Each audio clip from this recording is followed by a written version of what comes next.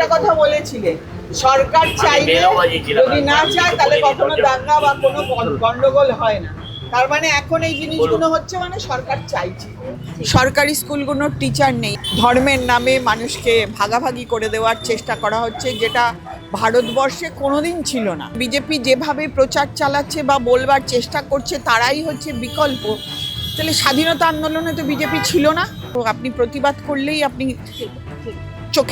চক্ষুশূল হয়ে যাবেন ওনাদের চোখে। যেটা বামফ্রন্ট সরকার যখন এসছিল, প্রথম চেষ্টা করেছিল শিক্ষার ব্যবস্থা, প্রথম চেষ্টা করেছিল প্রত্যেকের জন্য জমি বা নিজের হাতে কাজের ব্যবস্থা।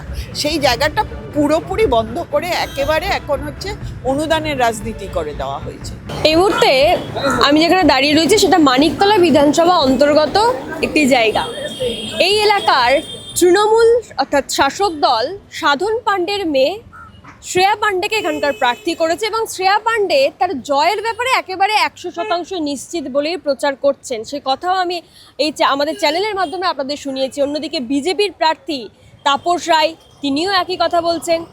আর এই মুহূর্তে আমার সঙ্গে রয়েছেন বামফ্রন্ট মনোনীত সিপিআই প্রার্থী মৌসুমী ঘোষ। তিনি কি বলছেন শোনাবো। দিদি, শ্রেয়া পাণ্ডে, সাধন পাণ্ডে এবং সুপ্তি পাণ্ডের মেয়ে, তিনি মনে করছেন তার রাজনৈতিক একটা ব্যাকগ্রাউন্ড আছে এবং মানিকতলায় তিনি জিতে গেছেন এটাই মনে করে প্রচার করছেন। আপনি কি মনে করে প্রচার করছেন? দেখুন, আমি তো নিশ্চয়ই জিতবো এই পরিকল্পনা নিয়েই প্রচারে নেমেছি।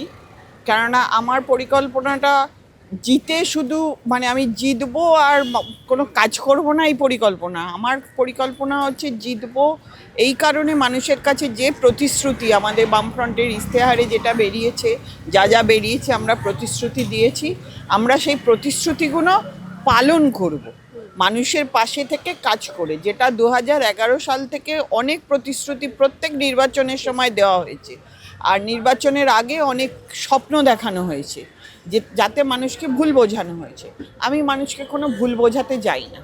বাস্তব যে পরিস্থিতি, সেই পরিস্থিতি বিচার করে মানুষকে বলেছি, মানুষের কাছে আবেদন জানাচ্ছি, মানুষের কাছে আবদার জানাচ্ছি যে আসুন আপনারা ভাবুন আপনাদের ভবিষ্যৎ প্রজন্ম এবং একটা সুষ্ঠু পরিবেশ সৃষ্টি করে এবং আগামী ভবিষ্যৎ প্রজন্মের জন্য সুষ্ঠু পরিকল্পনা যাতে থাকে সেইটা ভাবনা চিন্তা করে সুস্থ সমাজ তৈরি করে করবার নিরিখে আমরা পাশে আছি।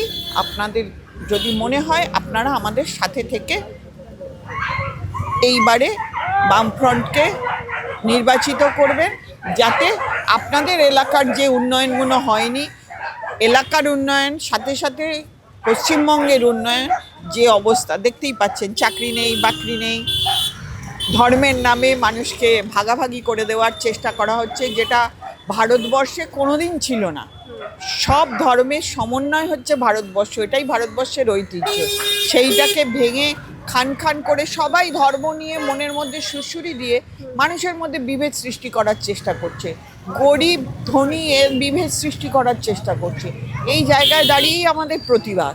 এবারে কি মনে করছেন ভোটটাই ধর্ম নিয়ে হবে, নাকি আজও মানুষ রুটি রুজির তাগিদে নিজের মাথার ওপর একটা ভালো ছাদ এর তাগিদে ভোটটা দেবে? মানুষ বুঝতে শুরু করেছে, মানুষের মধ্যে প্রচুর ক্ষোভ আছে এবং আমি মনে করি মানুষ রুটি রুজির তাগিদেই, আমার পশ্চিমবঙ্গের মানুষ, আমার কলকাতা শহরের মানুষ, আর বিশেষ করে মানিকতলা কনস্টিটুয়েন্সি যেটা আছে, মানিকতলা কনস্টিটুয়েন্সির মানুষ লড়াই আন্দোলনের মধ্যে দিয়ে স্বাধীনতা আন্দোলনের সময় থেকে, কেননা এখানের ইতিহাস আছে, সেই স্বাধীনতা আন্দোলনের সময় থেকে লড়াই আন্দোলনের মধ্যে দিয়ে নিজেদের জায়গাকে, নিজেদের অধিকারকে প্রতিষ্ঠিত করেছে।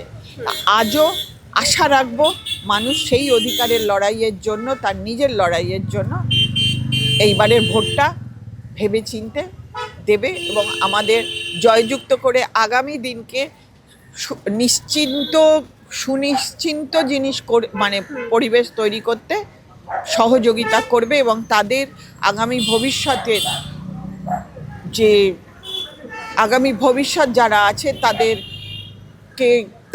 ভবিষ্যৎ যাতে নিশ্চিত হতে পারে, তারা যাতে সুরক্ষিত হতে পারে, সুপ্রতিষ্ঠিত হতে পারে, সেই জন্য চিন্তাভাবনা। আজকে যেখান থেকে আপনি প্রচারটা শুরু করছেন, এই এলাকাটাই বেশিরভাগ বস্তি এলাকা এবং এখানকার মানুষজনের বিশেষ করে তাদের মাথার উপর যে একটা ভালো ছাদ, এই দীর্ঘ 15 বছর শাসক দল এখানে ক্ষমতায় আছে, সাধন পাণ্ডে বছরের পর বছর এমএলএ ছিলেন, কিন্তু এই মানুষগুলোর জন্য তাদের মাথার উপর একটা ভালো ছাদের ব্যবস্থা করে দিতে পারেনি। এখানকার মহিলাদের পাবলিক টয়লেটে আজও যেতে হয়, তাদের প্রত্যেকের আলাদা আলাদা একটা টয়লেটের ব্যবস্থা নেই, ভালো পরিশুদ্ধ খাবার জল তারা পান না। আপনি এদের নিয়ে কি ভাবছেন, কি করবেন? যদি নিশ্চয়ই এটা তো হওয়া উচিত।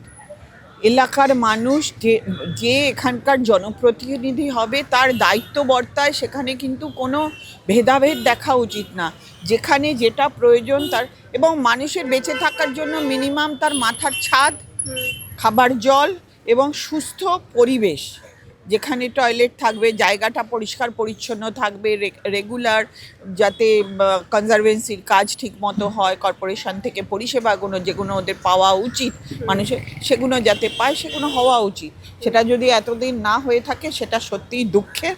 আমি তো এই ব্যাপারে কিছু বলতে পারবো না, কিন্তু আমি যদি এখানে নির্বাচিত হই আগামী দিনে নিঃসন্দেহে এই জায়গা, এবং আমি দেখব কিভাবে কী রকম ঘর আছে সেইভাবে আলাদা আলাদা করে যাতে টয়লেট করে দেওয়া যায়। ধরুন সেটা যদি প্রত্যেক ঘরের সাথে হয় খুব ভালো, আর যদি সেই জায়গা না থাকে তাহলে একটা কমিউনিটি করতে হবে, যে 2-3টে ফ্যামিলি নিয়ে একটা টয়লেট হলো, যাতে সেই ফ্যামিলিটা ওইখানে ব্যবস্থা করতে হবে, স্নানের জায়গা, বাথরুম, তাদের বাসন মাজার জায়গা, এভাবে আলাদা করে দিয়ে সুস্থ পরিবেশ তৈরি করে দিতে হবে। এবং এখানকার সরকারি স্কুলগুলো আজকের বন্ধের মুখে, কর্পোরেশন স্কুলগুলোতে ভালো পড়াশোনা হয় না, প্রচুর বেসরকারি স্কুল তৈরি হয়ে গেছে। আর এই মানুষগুলো যাদের দিন আনা দিন খাওয়া সংসার, তাদের কাছে কর্পোরেশনের স্কুলগুলো ছাড়া আর কোনো উপায়ও নেই। এগুলো নিয়ে কিছু ভাবছেন, কিছু করবেন? শুধু কর্পোরেশন স্কুল এই অঞ্চল বলে না, সারা কলকাতা শহরে কর্পোরেশন স্কুলগুলো, আমরা যখন সরকারি বোর্ডে ছিলাম সেই সময় কর্পোরেশন স্কুলগুলোর ছাত্রছাত্রীর সংখ্যা ছিল, আমরা ব্যাগ দেওয়া, বই দেওয়া এগুলো শুরু করেছিলাম, মিড ডে মিল শুরু করেছিলাম।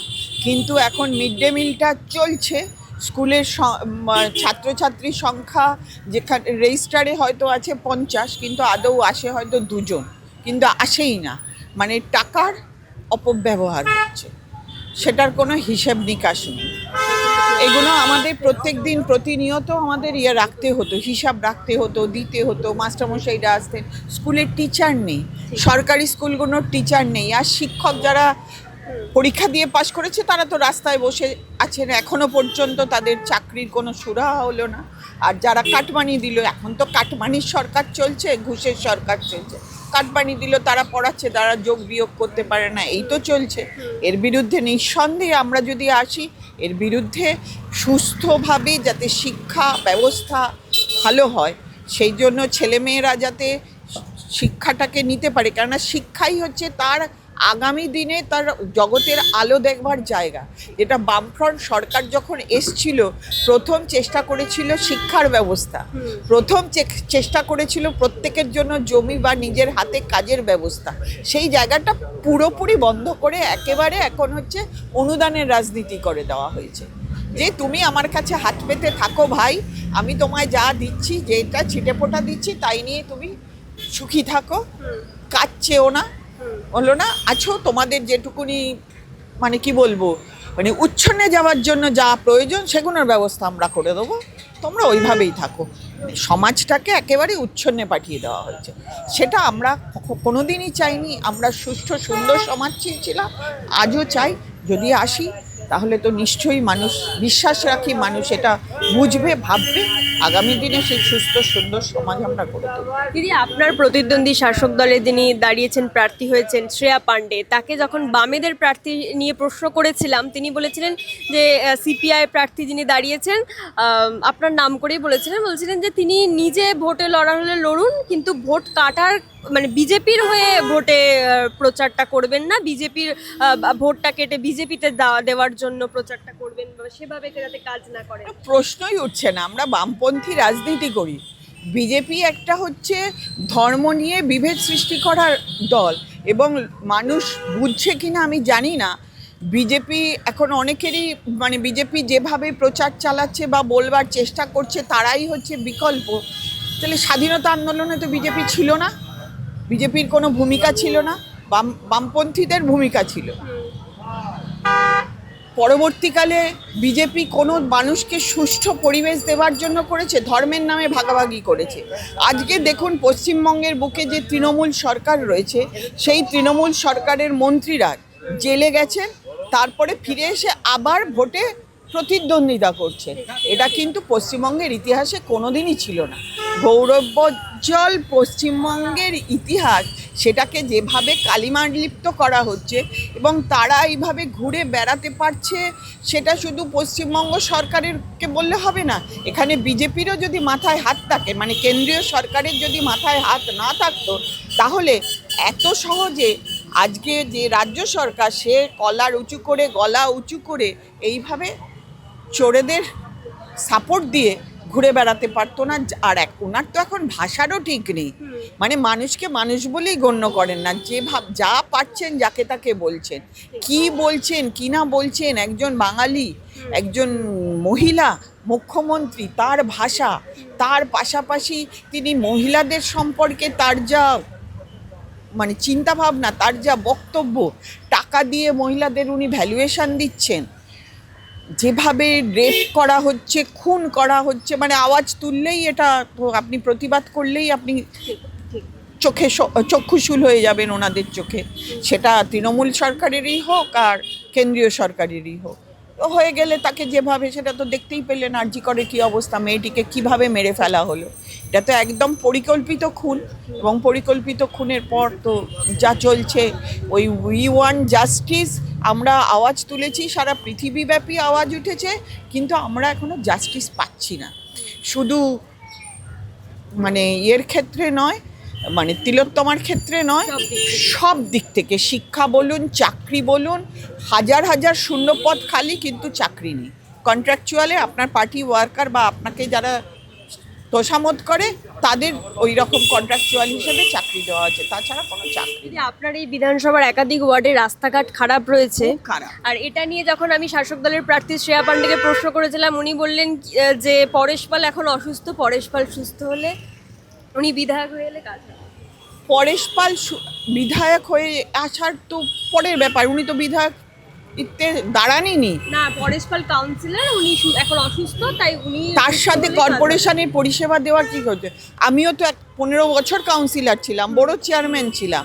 আমাদের সময় কেউ না কেউ অসুস্থ হয়েছে, মানুষ তো কেউ অসুস্থ হতেই পারে, তাই বলে তার পরিকাঠামো থাকবে না। যে কর্পোরেশনের তো একটা টিম আছে, ইঞ্জিনিয়ারিং ডিপার্টমেন্ট আছে, কনজারভেন্সি ডিপার্টমেন্ট আছে, তারপরে ওয়াটার ডিপার্টমেন্ট আছে, সব রকম বিল্ডিং ডিপার্টমেন্ট আছে। সেই ডিপার্টমেন্টের আধিকারিকরা বসে সেই জায়গাটাকে দেখবে, সেখানে কি কি আছে, তাহলে তাদের কাজ কি? আমি জনপ্রতিনিধি, আমি অসুস্থ হতেই পারি, কিন্তু সেই আধিকারিকদের ডেকে বা তাদের বলে যে এই এলাকায় যা যা কাজ আছে তাদের উন্নয়নের কাজ, তার মানে আধিকারিকদেরও কাজ করতে নয় দেওয়া হয় না, নয়তো তারা সেইভাবেই তাদেরকে নির্দেশ দেওয়া থাকে আপনারা কাজ করবেন না। যে কোনো একটা এলাকার রাস্তাঘাট দেখার এর সর্বোচ্চ দায়িত্ব তো সেই এলাকার এমএলএর ওপরেই বর্তায়। এবং এই প্রশ্নটাকে যখন আমি করেছিলাম যে এত রাস্তাঘাট খারাপ, তার পরিবারই বারংবার এমএলএ এখানকার বিধায়ক পদে ছিলেন, তখন তিনি বললেন এটা কাউন্সিলর ভোট নয়।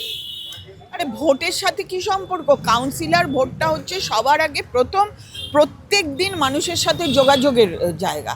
কাউন্সিলররা থাকবে, কাউন্সিলরদের এলাকার কাজ করবেন কাউন্সিলররা, তারা কর্পোরেশনের যেটা প্রতিদিন প্রতিনিয়ত জল থেকে আরম্ভ করে স্বাস্থ্য পরিষেবা কর্পোরেশন যেটা করবে, সেই পরিষেবা দেওয়ার দায়িত্ব কাউন্সিলরদের।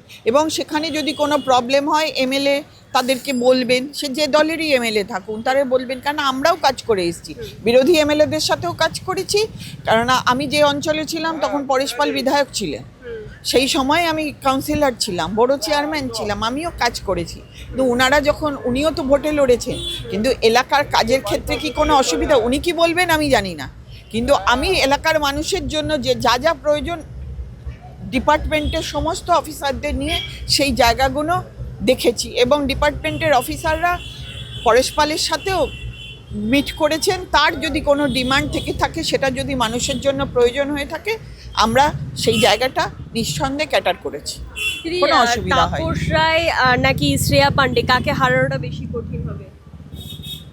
দেখুন, আমি কাউকেই ছোট করে দেখব না, এবং কাউকেই বলবো না যে কে বড় কে ছোট, এটার কোনো ব্যাপার নেই।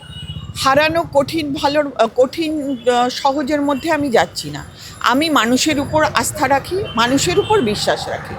মানুষ নিজের ভালো বুঝে, ভবিষ্যৎ বুঝে নিজের ভোটটা নিজের কেন্দ্রে গিয়ে সেখানে গিয়ে দিয়ে আসুন ভোটের বক্সে, যাতে যে ভোট, আমি কালকে যখন সব বেঙ্গল কেমিক্যালের দিকে ঘুরছিলাম, আমি পরিষ্কার বুঝলাম তাদের উপর একটা ভয়ের চাপ সৃষ্টি করা হয়েছে, আতঙ্কের সৃষ্টি করা হয়েছে। একটা বডি ল্যাঙ্গুয়েজ বা এলাকায় ঢুকলে, আমরাও তো অনেক দিন ধরে জনপ্রতিনিধি হয়ে কাজ করছি, আমরা তো কখনো মানুষকে ভয় দেখাইনি, আমরা জিনিসটা বুঝতে পারি। একটা ফিলিংস পরিষ্কার আমার মধ্যে হয়েছে যে ওদেরকে ভয় দেখানো হয়েছে। এই আতঙ্ক থেকে মানুষকে বেরিয়ে আসতে হবে যে এটা কোনো ভয়ের ব্যাপার না। ভোট দেওয়ার অধিকার মানুষের আছে, তার নিজের অধিকার। সে নিজে চিন্তা করবে, বিচার করবে, তার ভালো খারাপ বিচার করে সে নিজের ভোটটা নিজে দেবে। আমি কখনোই বলবো না যে অমুককে দাও বা আমাকে দাও। সে নিজে বিচার করে দিক, ভালোটা বিচার করে দেবে, এটাই আমি আশা রাখি। এবং এটা বলবো যে বিচার যখন করবেন তখন পুরো জিনিসটা ভালো করে বিচার করবেন, কোনটা হওয়া উচিত। আর এর সাথে আরেকটা জিনিসও মানুষের ব্যাক অফ দ্য মাইন্ডে কাজ করছে, এই যে লক্ষ্মীর ভাণ্ডার, তারপরে আপনার কন্যাশ্রী, যুবসাথী, এই টাকাগুলো যদি না পাই, আরে এই টাকাটা তো সাময়িক, এটা দিয়ে তো সংসার চলবে না, পেট চলবে না, এটা সাময়িক। আর এটা তো কেউ বাড়ির থেকে এনে টাকা দিচ্ছে না, কারোর পকেট থেকে টাকা দিচ্ছে না, এটা সরকারের টাকা। সে যে সরকারই আসবে সেই সরকারই দেবে। অনুদান কখনো বন্ধ হয় না। আমাদের সময় যে বয়স্ক ভাতা, কন্যাশ্রী প্রকল্প আমাদের সময় আরম্ভ হয়েছিল, আজও চলছে। সাইকেল দেওয়া আমাদের সময় আরম্ভ হয়েছিল, আজও চলছে। এখন আমরা কখনো বেশি করে প্রচার করিনি, আমরা মানুষের পাশে থেকে কাজ করেছি। এখানে কাজের বদলে প্রচারটা সেই বেশি। সময় লাল সাইকেল দেওয়া হতো না, না, এখন যেমন নীল সাইকেল দেওয়া। একদম মানুষের প্রয়োজনীয় জিনিস দেবো। মানুষের প্রয়োজন শিক্ষা, স্কুলকে ব্যবস্থা করে দেবো, যাতে মানুষ সেই জায়গায় গিয়ে তার ছেলে মেয়েগুলোকে পড়িয়ে, গরিব মানুষ, খেটে খাওয়া মানুষ করতে পারে। সরকারি স্কুলগুলো যাতে টিচার ঠিকমতো নিয়োগ হয়, প্রতি বছর নিয়োগ প্রক্রিয়া যেটা সরকারি আছে, নিয়োগ প্রক্রিয়ায় নিয়োগ হয়েছে, এবার এখন কোথায় সেটা তো নেই। আর নিয়োগ প্রক্রিয়া যদি কোনোটা হয়ে থাকে সেটা ফার্স পুরো সাজানো। তো সেই জায়গায় দাঁড়িয়ে আমি মানুষের উপর আস্থা রাখি। মানুষ যা ভালো বুঝবে, সে যদি ভয় থেকে বেরিয়ে এসে নিজের ভোটটা নিজে দিতে পারে, ভোট কেন্দ্রে দিয়ে নিজে সঠিক বিচার করে, কারুর কথায় না, কারুর প্ররোচনায় না, কারুর ভয়ে নয়, কারুর আতঙ্কে নয়, একদম স্বাধীনভাবে যে যা বলছে শুনুন, বিচার করুন, কারুর সাথে তর্কে যেতে ভয় থেকে মানুষকে বার করানো, বোঝানো, এটার কি আর চেষ্টা সময় করছি। রয়েছে? চেষ্টা করছি, বাকিটা মানুষকে নিজেকে বুঝতে হবে। আমার ভালো, আমার ছেলেমেয়ের ভবিষ্যৎ কিভাবে হবে, এটা মানুষকে বুঝতে হবে। আমি বিশ্বাস রাখি মানুষের উপর। আমার পশ্চিমবঙ্গের মানুষ, আমার কলকাতার মানুষ, আমার এই অঞ্চলের মানুষ বিপ্লবী মানুষ, সচেতন মানুষ। তারা নিশ্চয়ই চিন্তা ভাবনা করবেন, সচেতনভাবে ভোটটা দেবেন আগামী দিনের দিকে তাকিয়ে।